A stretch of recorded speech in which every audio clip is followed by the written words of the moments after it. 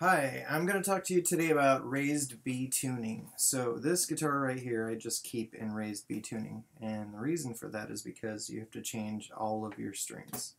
You can't use a regular set. When I found out about that tuning, I had to research it because I had played this song for a while by Dave Matthews called Stay or Leave, and I played it in B minor because I figured it out by ear, of course. And I was like, yeah, that sounds pretty good.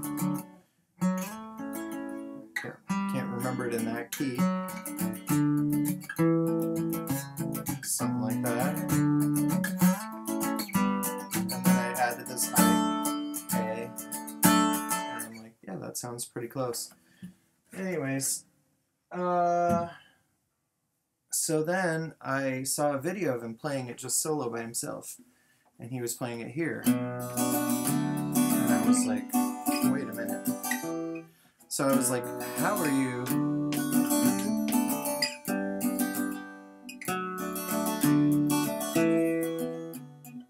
let's say...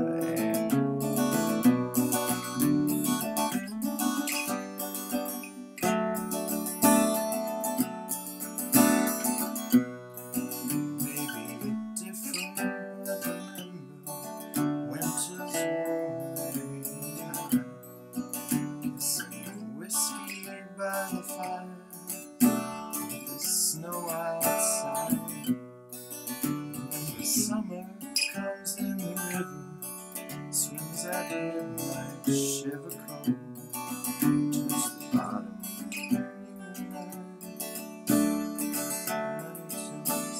anyways, and I was like, how is he playing an E minor chord? It's definitely in B minor.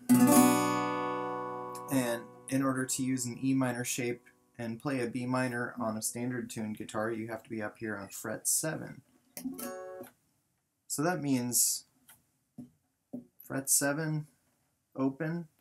How do I tune my E up to a B? That doesn't make any sense. Like, it will definitely break if I tried to do that. So I looked it up. Sure enough, what you want to do is get a very light set of acoustic strings. And this is actually an A string tuned up to B. So the low E, you just chuck it or use it for something else. Recycle it, that would be good. And then the A string, which is now in the place of the low E, gets tuned up to B. So basically, it's like putting a capo on the 7th fret of your guitar, except for the high E, which you could not tune this string, this length, up to a B, this B here. It would just break, for sure. So this is 1 octave lower. But the cool thing about the tuning is that you can play regular chords that you play on standard tuned guitar. The names of them change, just like as if you put a capo on there. But because you have this higher octave, high E string or high B string now, it's 1 octave lower than it would normally be. So if I put a capo on the 7th fret of the guitar, it would sound like...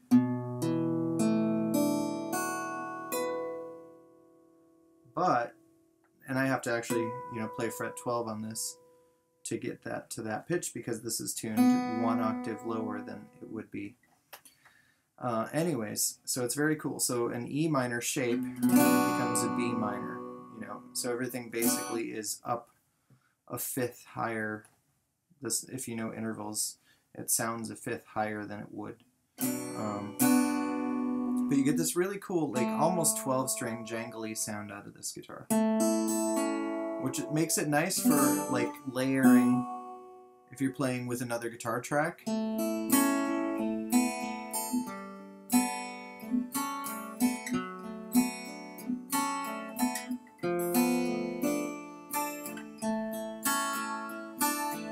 Or even just by itself, a couple of, like Here Comes the Sun by the Beatles was capoed on fret 7, so you could kind of play it.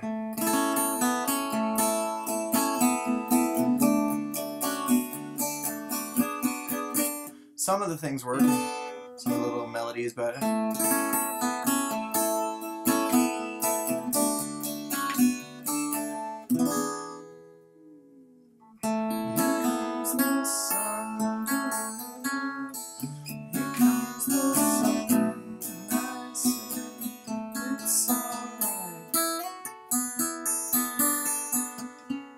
yeah, so that kind of changes the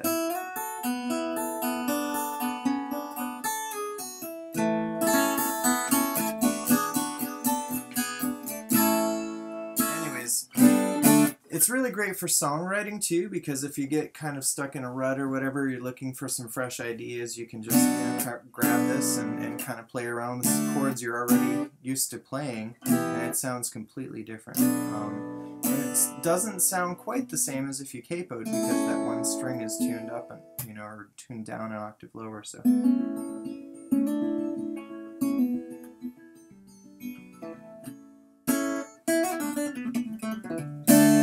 Anyways, so that is raised B tuning. Oh, by the way, the highest string, what you'll do is just actually get a B string from any acoustic guitar set, and then the high gets tuned to B. So your actual tuning of these, it would be just as if it were fret 7. So it's B, E, then A, D, F sharp, and then B. But this B sounds basically like the same as your 4th string fret 2. Yeah, so it's kind of bizarre. Cool, fun thing to throw out there. Hopefully you'll get some enjoyment out of that if you have an extra acoustic or electric guitar sitting around. It's a great tool to have with your, you know, studio work or playing with other musicians and stuff like that, if you want to just kind of get a fresh sound and a little more sparkle in the playing. All right, thanks a lot. Have a good day.